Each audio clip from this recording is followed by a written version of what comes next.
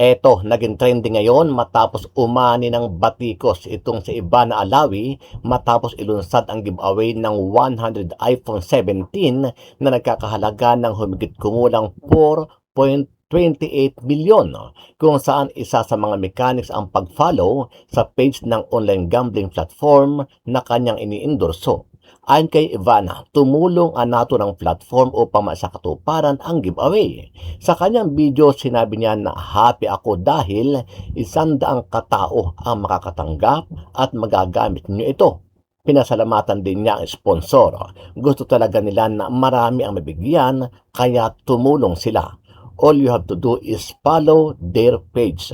Dahil dito, marami netizen ang nagpahayag ng pangamba na maaaring makahikayat ang promo sa mas maraming tao na ma-expose sa online gambling.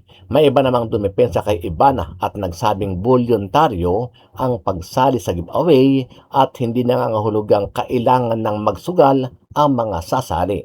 Hanggang sa kasalukuyan ay wala pa umanong opisyal na pahayag itong si Ivana tungkol sa naging kontrobersiya.